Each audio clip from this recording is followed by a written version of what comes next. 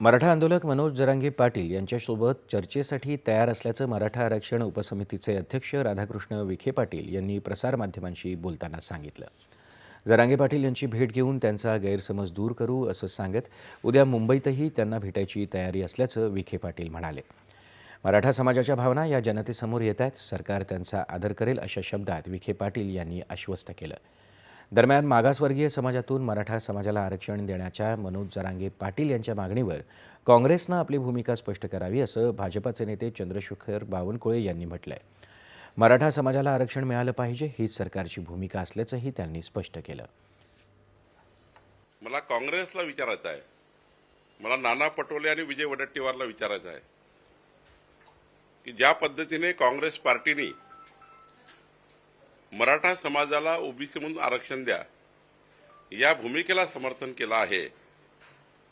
एकीकडे राहुल गांधी ओबीसी समाजाचं आरक्षण कायम राहावं, ओबीसी समाजाच्या पाठीशी देशाच्या सरकारने राहावं, आणि दुसरीकडे मात्र नाना पटोले, वडेट्टीवार, हर्षवर्धन सपकाळ ही जी संपूर्ण टीम आहे, या टीमच्या मनात काय, या टीमने आपलं स्पष्ट केलं पाहिजे। आजच वडेट्टीवारनी स्पष्ट केलं पाहिजे, आजच नाना पटोले यांनी स्पष्ट केलं पाहिजे की ओबीसीतनं मराठा आरक्षणची भूमिका त्यांची आहे का, की मराठा समाजाला वेगळं आरक्षण दिलं पाहिजे।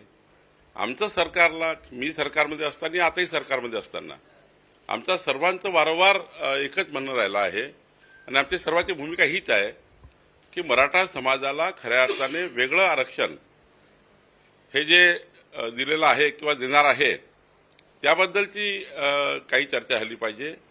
सरकारने चर्चा त्या ठिकाणी करण्याची तयारी दर्शवली आहे, ही चर्चा झाली पाहिजे। पण ओबीसीतनं आरक्षण काढून, एका समाजातनं आरक्षण काढून दुसऱ्या समाजाला द्या, दुसऱ्या समाजाचं आरक्षण काढून तिसऱ्या समाजाला द्या, या ठिकाणी संवैधानिक ढाचा आणि या ठिकाणी जे सामाजिक जे संतुलन आहे ते बिघडल्याशिवाय राहणार नाही। आणि म्हणून कुठलाही विचार करताना मात्र हाच केला पाहिजे की ज्या ज्या समाजाचं आरक्षण कायम ठेवून जी नवीन मागणी आहे त्याचा वेगळा विचार केला पाहिजे। काँग्रेस असेल की